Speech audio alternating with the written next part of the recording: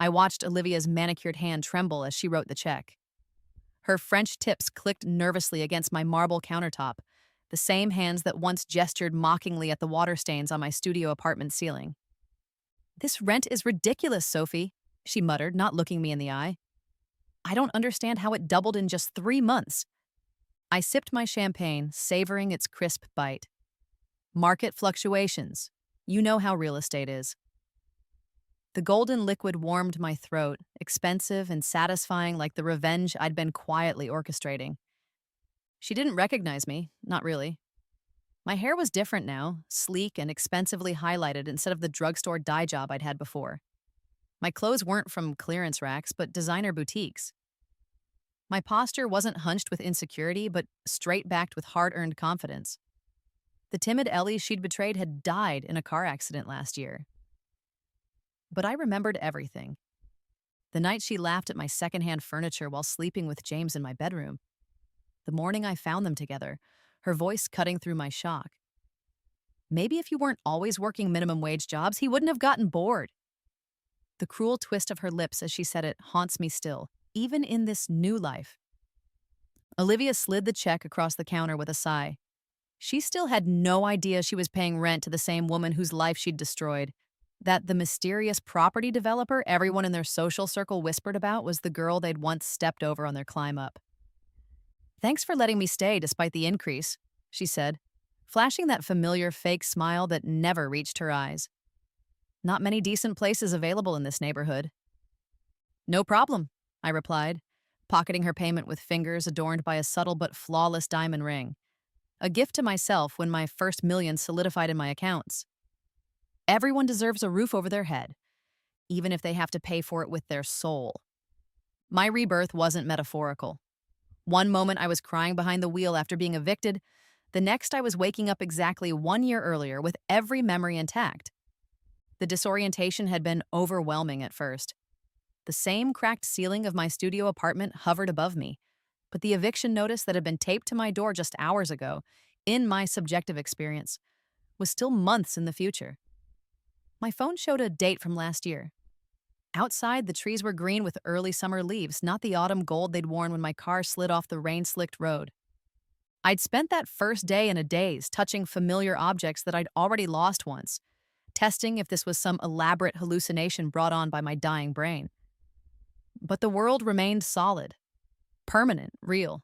I'd been in a dead-end receptionist job back then. First time around, working for Diana at Meridian Marketing. Diana, with her Ivy League degree and family connections, who'd smelled weakness on me like a shark senses blood. I still remember the exact shade of her lipstick, coral pink that somehow made her teeth look whiter when she smiled. The expensive perfume that announced her presence seconds before she'd appear at my desk. The way she'd drum her fingers impatiently when I took too long to complete a task. "Ellie, could you put together some thoughts on the Westbrook campaign?" She'd asked casually that first time, leaning against my reception desk. "Just bullet points for me to consider." Her tone suggested it was a favor to me, an opportunity she was graciously extending from her position of power. And I, desperate to advance beyond answering phones, had been pathetically grateful. I'd spent the weekend creating a comprehensive strategy, my cheap laptop balanced on my knees because I couldn't afford a desk for my apartment. When Monday came, Diana presented my work to the executives as her own, slide by slide, word for word. I sat in the back of the conference room, bringing coffee and taking notes, watching my ideas being claimed by someone else. I still remember her hand on my shoulder afterward, squeezing just slightly too hard as she steered me back to the reception desk. "Know your place, Ellie. You're a receptionist, not an account manager. I'm helping you by letting you contribute." The ceramic mug in my hand had nearly cracked under my grip, but I'd smiled and nodded, afraid of losing even this job. That was the first time. By the third campaign she'd stolen, I'd finally gathered courage to speak up. I'd rehearsed in my bathroom mirror, practiced my calm, professional tone. "Diana, I'm happy to help with campaigns, but I'd appreciate credit for my contributions." Her response had been swift and merciless. She'd called me delusional, claiming my basic administrative input was being grossly overstated. That's when she fired me for poor performance, ensuring no other agency would touch me. I remembered the shame of cleaning out my desk while coworkers averted their eyes, the panic of calculating how long my savings would last, the indignity of being escorted out by security as though I'd committed a crime instead of requesting recognition. Without a job reference, I ended up waiting tables at a diner where the manager's hands found excuses to brush against my hips, scraping by to afford my tiny studio apartment with its perpetually leaking ceiling and temperamental heating. That's when James entered my life. Handsome, charming James with his cashmere sweaters and easy laugh. James who said he loved that I was authentic and not materialistic like other women. James whose family summered in the Hamptons but who claimed to prefer my lumpy sofa to his penthouse. The heat of shame still burns my neck, remembering how grateful I felt for his attention. How special he made me feel when he chose me over the polished, wealthy women in his social circle. The way I'd spend extra on groceries when he came over, wanting to impress him with my cooking because I couldn't afford to reciprocate the expensive restaurants he took me to. I believed him when he said my struggle was noble, when he praised my work ethic, when he claimed my tiny apartment was cozy and refreshingly unpretentious. Until Olivia. My best friend since college, who'd always had everything come easily, the kind of woman who'd show up to help me move wearing white jeans that somehow stayed pristine, who'd listen to my struggles with performative sympathy while wearing shoes that cost more than my monthly rent. You should stand up for yourself more, Ellie, she'd advise from her position of privilege, where consequences were theoretical rather than catastrophic. You're too nice. That's why people take advantage. We'd met in an art history class where she'd borrowed my notes after missing 3 lectures and still somehow scored higher on the exam. I'd been flattered when she kept calling, including me in brunches and shopping trips where I'd watch her buy things I couldn't afford. There was something addictive about proximity to her effortless success, as though some of it might eventually rub off on me. The betrayal came at my lowest point. After losing my waitressing job when the diner closed unexpectedly, I'd called Olivia crying. She came over with expensive wine and hugged me tightly, her cashmere sweater soft against my cheek. "Stay with me tonight," she insisted. "You shouldn't be alone." I'd fallen asleep on her couch, exhausted from crying. Woke up at 3 a.m. to noises from her bedroom. The door was cracked open, just enough for me to see James's familiar back, his hands in Olivia's hair. "Her apartment is so depressing," I'd heard Olivia whisper between kisses, her voice carrying perfectly in the night quiet. "That futon she sleeps on? The ceiling is literally crumbling. It's like she's given up." James had laughed, a sound I'd once loved but that now cut like glass. I was going to end it anyway. "She's sweet but going nowhere. I need someone with ambition, you know."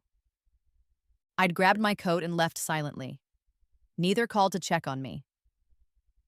3 days later, I saw Instagram photos of them together at a rooftop bar, her head on his shoulder, sunset reflecting in their glasses of champagne. The caption, "When it just feels right, hash no regrets." 3 days after that, my brother Marcus showed up at my apartment. Our parents had died 2 years earlier in a car accident, much like the one that would eventually claim my first life. They'd left a modest inheritance that would be distributed once Marcus, as executor, settled their affairs. Marcus had always been the successful sibling, the business major while I studied art history, the homeowner while I rented, the one with the real job while I found myself. Our parents had adored him, and I'd accepted his financial guidance without question. "I have bad news, sis," he'd said, his expression grave but eyes never quite meeting mine as he perched awkwardly on my second-hand armchair.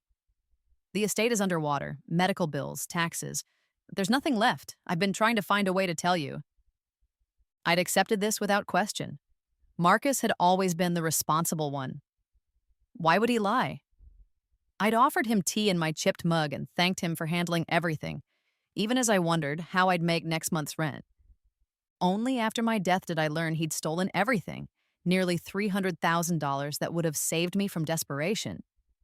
The money that had mysteriously funded his Aspen vacation home while I spiraled into homelessness.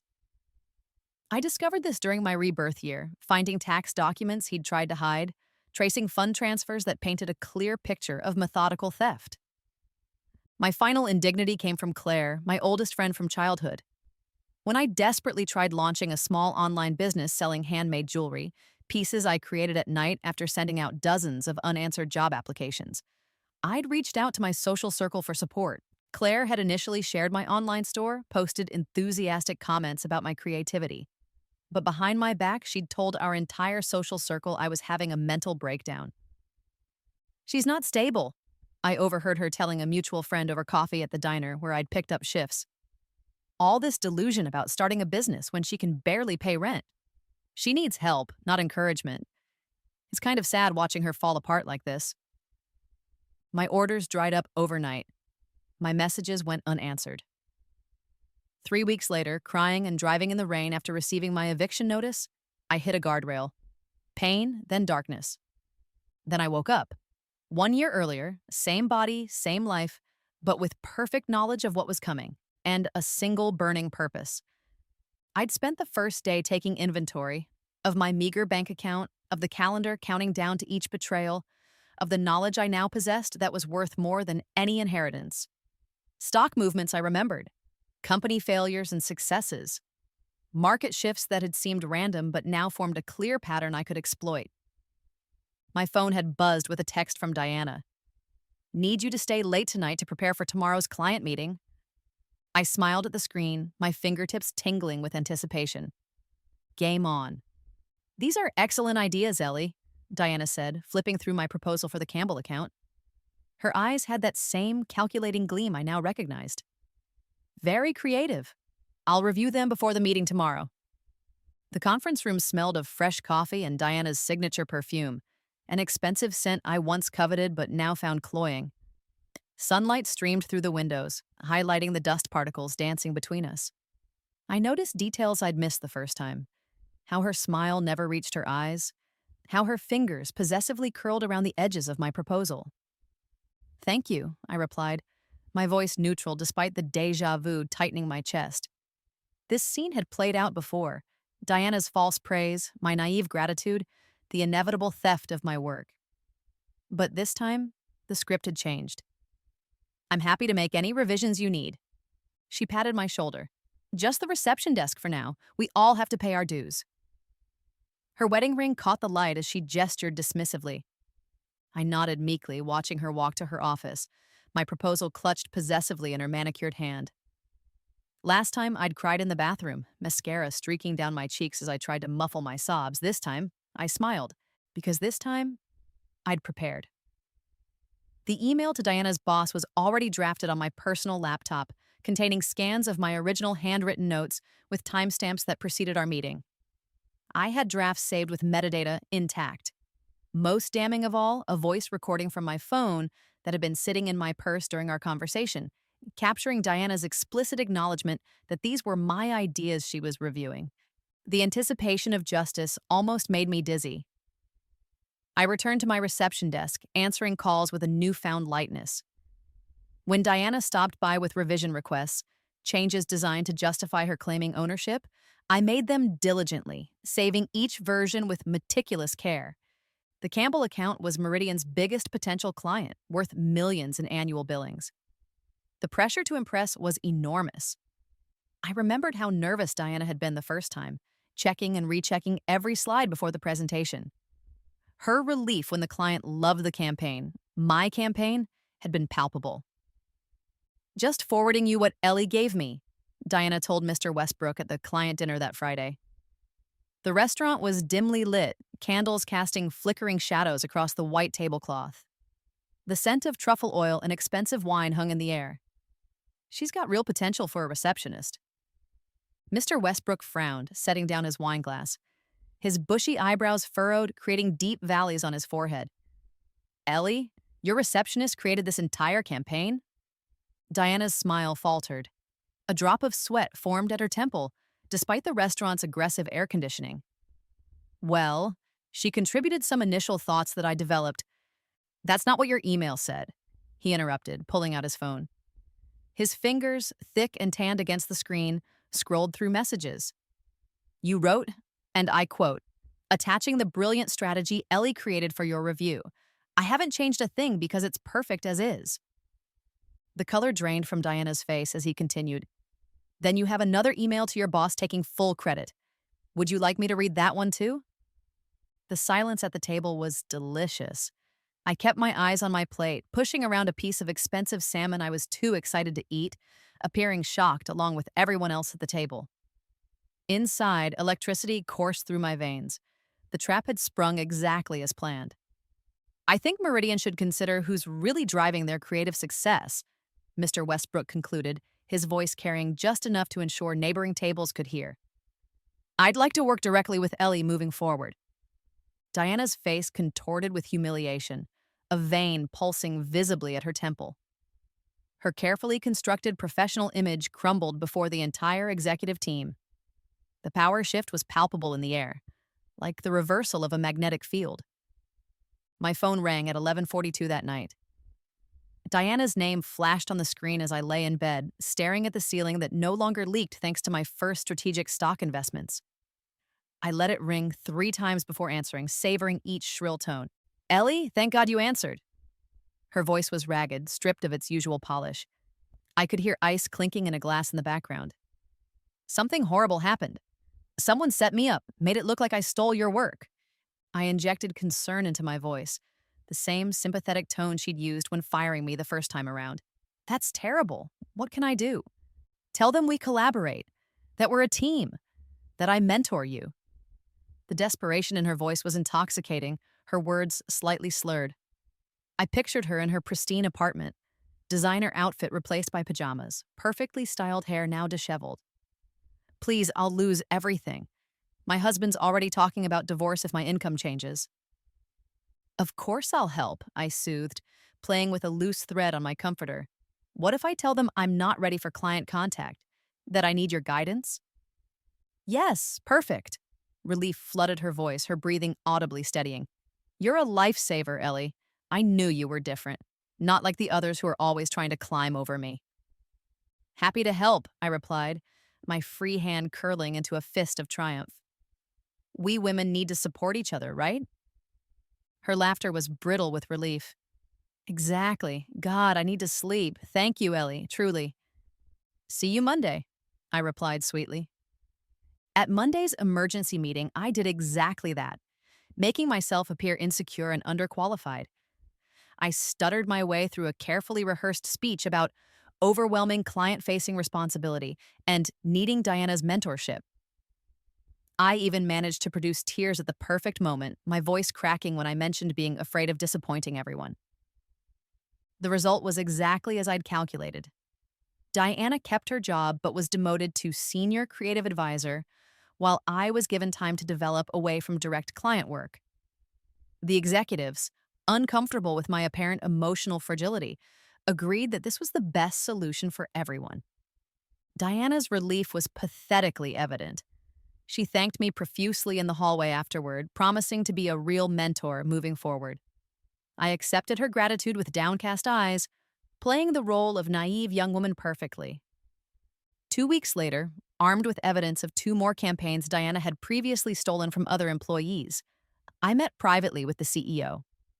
This time, I was calm, professional, and articulate. I presented a timeline of systematic intellectual theft that spanned years. Diana was relegated to administrative tasks while I received a junior copywriter position with a salary that allowed me to move to a better apartment. Every morning after that, she silently placed a coffee on my desk, too afraid of my potential complaint to risk my displeasure. The paper cup was always warm against my palm, sweet with the exact amount of cream and sugar I preferred. This small daily submission was perhaps more satisfying than her demotion. I watched her from the corner of my eye as she organized the supply cabinet, her designer clothes gradually replaced by more modest options as her reduced salary took effect. Her husband did indeed file for divorce 3 months later, just as he had in my previous life. The difference was that this time, I watched it happen from a position of rising power rather than from unemployment. My phone buzzed with a text as I contemplated this pleasing reversal of fortune. Ellie, long time no see. Drinks tomorrow, miss your face. James. I felt my heart race despite myself. Even knowing what he would become, that charming smile still affected me. The memory of his touch still lingered on my skin. The genuine happiness I'd felt in the early days of our relationship wasn't entirely false, which made his betrayal all the more painful, but this time I'd be ready. Love to, I texted back, my fingers steady despite the adrenaline coursing through me. The new rooftop bar at 8? And setting my phone down, I caught my reflection in the office window. Confident posture, styled hair, designer blazer. A woman with plans. A woman with power. Diana passed by my desk, her shoulders slightly hunched, eyes averted. "Your coffee getting cold?" she asked, her voice barely above a whisper. I took a deliberate sip, maintaining eye contact until she looked away first. "It's perfect," I replied, "just the way I like it." "You look amazing," James said, his eyes appreciatively taking in my black dress, purchased with my new salary. "Success suits you." The rooftop bar sparkled with the city lights below us. I'd chosen it carefully. Exclusive enough to appeal to his status-seeking nature. New enough that he could brag about discovering it. "Thanks," I smiled, performing the shy gratitude he expected. "Just got a promotion." "That's my girl," he grinned, raising his glass. "Always knew you had it in you." I hadn't realized the first time how condescending that sounded. Over the next few weeks, I carefully orchestrated my schedule, ensuring James saw my improved circumstances while maintaining the adoring girlfriend role he craved. I wore designer clothes but acted impressed by his connections. I paid for expensive dinners but made him feel he was guiding my professional growth.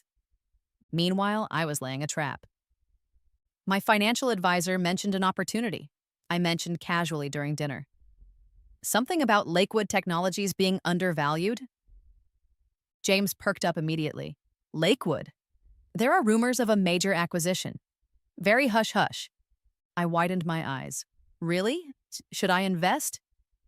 "Let me handle it," he offered, exactly as I'd predicted. "I know some people. I could get us both in before it goes public." I transferred him $50,000 the next day, money I'd made through careful investments since my rebirth. Money I could afford to lose, unlike last time. Because Lakewood Technologies wasn't being acquired.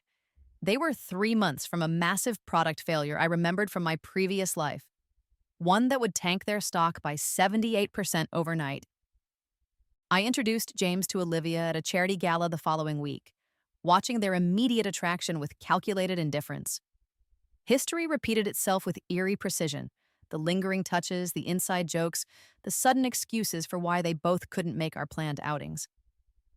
The night I knew they were together, I shorted Lakewood Technologies with every penny I had. 2 days later, Lakewood's new product line was revealed to have critical security flaws. The stock plummeted. James lost everything, including his job when his firm discovered he'd advised multiple clients to invest heavily based on unfounded acquisition rumors. My phone rang at midnight 1 week later. "Ellie?" James's voice was slurred. "I need help. Everything's gone." "James, what's wrong?" I injected concern into my voice while watching my investment account balance grow by another $1 million. "The Lakewood stock. I put everything in it. Your money too. I'm so sorry." I gasped appropriately. "Everything? How could you?" "Please," he begged. "I know I don't deserve it, but I need somewhere to stay, just for a few days." "What about Olivia?" I asked innocently. "Couldn't you stay with her?" The silence confirmed everything. "How did you—" "Women know, James." I kept my voice gentle, almost sympathetic. "It's fine. These things happen." "She kicked me out when I told her about the money," he admitted. "Please, Ellie. You've always been the nice one. The forgiving one." "Come over tomorrow," I said. "We'll figure something out."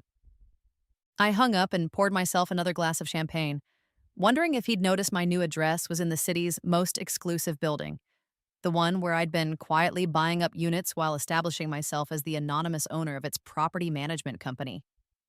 My doorbell rang the next evening, revealing not just James, but Olivia as well. Their eyes widened, taking in my penthouse view. "Ellie," James started, "we didn't realize—" "I've done well," I cut him off with a smile. "Now, what exactly do you need from me?" Before either could answer, my phone rang. My brother's name flashed on the screen. "Ellie? It's Marcus." His voice had that forced cheerfulness I now recognized as manipulation. "How's my favorite sister? We should catch up. Family matters to discuss." Marcus arrived at my penthouse looking exactly the same. Confident smile, expensive watch, and eyes that calculated everyone's value in dollars. "This is—" Unexpected, he said, glancing around my penthouse. Quite a change from that studio apartment. Life's full of surprises, I replied, watching him catalog my possessions with barely concealed shock. Coffee? When did all this happen? He asked, following me to the kitchen where James and Olivia sat uncomfortably at my island counter. Investments, primarily, I answered truthfully. I've developed a knack for predicting market trends. His eyes lit up exactly as I'd anticipated. Marcus had always been predictable in his greed. That's actually why I wanted to talk, he said, lowering his voice conspiratorially. I'm having some temporary business challenges. The inheritance money from mom and dad is tied up in a project that needs just a bit more capital to pay off big. I tilted my head. Inheritance money? You told me there wasn't any left after their debts. A barely perceptible flinch. Well, a small amount. I've been growing it for both of us. That's what I wanted to discuss. A family investment opportunity. How thoughtful, I replied. Tell me more about this project. For 30 minutes, I listened to his elaborate lies, nodding with apparent interest. The business existed, but what Marcus didn't know was that I'd already met with his partners the previous week. They'd been quite interested to learn about his systematic embezzlement. I'll think about it, I promised as he left, his eyes lingering greedily on my art collection. That night, I finalized the purchase of Marcus's apartment building, along with the ones where James and Olivia lived. 3 signatures, and I owned the roofs over their heads. It wasn't just market knowledge I'd brought back with me. Sometimes I saw flickers of stock prices, business headlines from weeks in the future. At first, I thought they were hallucinations, fragments of my previous life bleeding through. But when each vision proved accurate, I understood. My rebirth came with an edge, a power I'd use to transform myself from destitute receptionist to wealthy investor in just 10 months, operating through shell companies and anonymous investment vehicles. None of them knew that Sophie Laurent, the mysterious property owner they now paid rent to, was the same Ellie they'd discarded. Miss Laurent, my assistant Clara called, the documents are ready. I signed the rent increase notices with a flourish. Each one tripled the current amount, effective in 30 days, the anniversary of my eviction in my previous life. At the bottom of each notice was a handwritten note, no extensions, no exceptions, SL. Then I added the property management office's address, my penthouse, for any questions or concerns. 1 month later, right on schedule, my security desk called up. Miss Laurent, there are 4 people here insisting they need to speak with you. They say it's about their rent increases. I smoothed my silk blouse, glancing at the security feed showing Marcus, James, Olivia, and Diana huddled in my lobby. Send them up, I instructed. All of them. The elevator doors opened and 4 faces froze in confusion. Ellie? Diana stepped forward first. You're Sophie Laurent? Actually, I smiled, it's the other way around. Sophie Laurent is me, but please, come in. I believe you all wanted to discuss your housing situations. This is impossible, Marcus sputtered, pacing my living room. You can't afford all these buildings. You can't be Sophie Laurent. And yet, here we are, I replied, pouring myself a glass of water. I deliberately offered none to them. Is this some kind of revenge? Olivia asked, her voice small. For James? I laughed, the sound echoing against the floor-to-ceiling windows. You think this is about James? Look, Diana stepped forward, always the strategist. Whatever grievance you think you have. I died, I interrupted, my voice calm, in a car accident after being evicted from my apartment. Did any of you know that? Their blank expressions answered for them. No, you wouldn't have, I continued, because none of you checked on me after taking what you needed. I turned to Diana. You stole my work, then fired me when I objected. To James and Olivia, you betrayed me together, mocking my poverty while sleeping in my bed. Finally, to Marcus, and you, my brother, stole my inheritance while I struggled to buy food. That's ridiculous, Marcus scoffed, but his eyes darted nervously. There was no inheritance. And what do you mean you died? You're clearly right here. I came back, I said simply, with knowledge of the future and a chance to rebuild my life, and perfect clarity about who each of you really are. The silence felt like its own presence in the room. Ellie, Olivia finally whispered, tears streaming down her face. I was jealous of you. Even in that tiny apartment, you were creating things, trying to build something meaningful. I've never made anything of value in my life. I made a terrible mistake, James added, stepping toward me. His hand reached for mine, but I moved away. I see who you really are now. Your success, your vision. We could start over. I raised an eyebrow. So I'm worthy of loyalty now that I'm wealthy? Family is forever, Marcus tried next, his voice taking on the sentimental tone he used to manipulate our parents. We've had our differences, but blood bonds us. Mom and Dad would want us to support each other. Don't, I warned, my voice hardening. Don't mention them. Diana, ever practical, tried a different approach. I have connections you could use, Ellie. I was wrong before, but we could be powerful together. A partnership. I looked at each of them, these people who had once been my world. Their faces showed genuine remorse. Not for hurting me, but for losing access to what I now controlled. No, I said simply. No, Diana repeated. No partnerships, no forgiveness, no discounts on your rent. You can't be serious, Marcus exploded. That rent is impossible. I managed with less, I replied. When my car broke down, when I got sick without insurance, when I worked double shifts just to make minimum payments, I survived. We'll have to move, Olivia said, fresh tears starting. Yes, I agreed. To cheaper neighborhoods with longer commutes, where dreams go to die and people judge you for your address. I recommend Westridge Apartments on the south side. It's where I ended up after my eviction. This isn't justice, James argued. It's cruelty. It's business, I corrected him. The market fluctuates.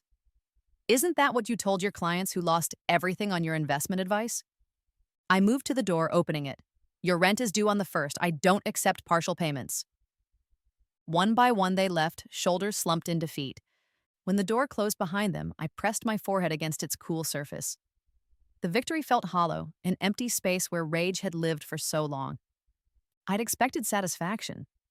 Instead, I felt nothing at all.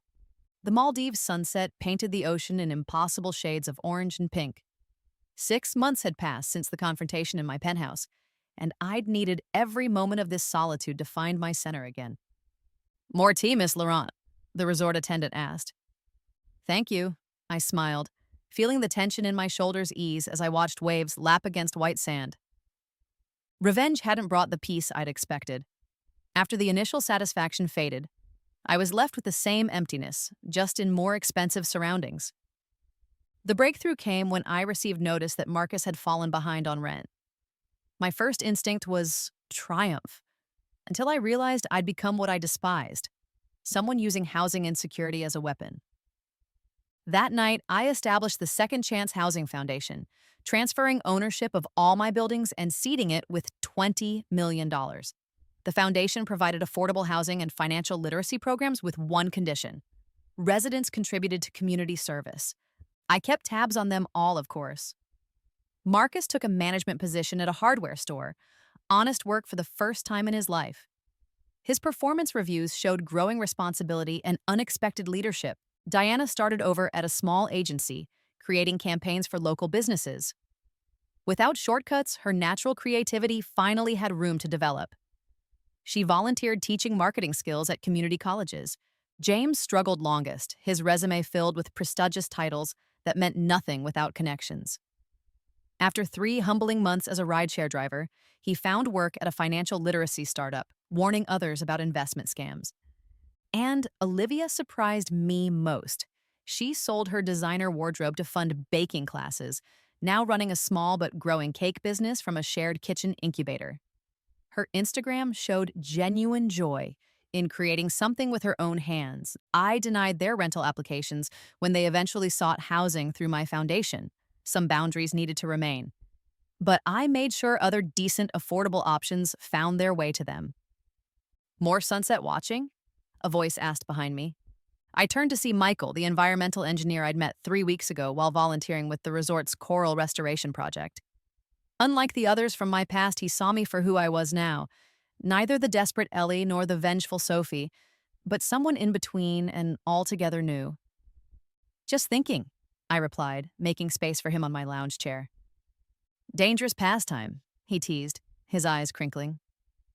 Back in New York a week later, I stood on my penthouse balcony breathing in the crisp autumn air. Across the street, Olivia served customers at the cafe where she worked between baking commissions. When she glanced up, our eyes met unexpectedly. After a moment's hesitation, I offered a small nod. She returned it, her expression complicated but somehow unburdened. Inside, I closed the leather journal where I documented both lives, the failures of my first chance and the calculated successes of my second. The final entry read simply, "The past is written. The future is mine to create." I placed the journal in my desk drawer and turned toward the sunshine streaming through my windows. For the first time since my rebirth, I had no plans for the day ahead, only possibilities.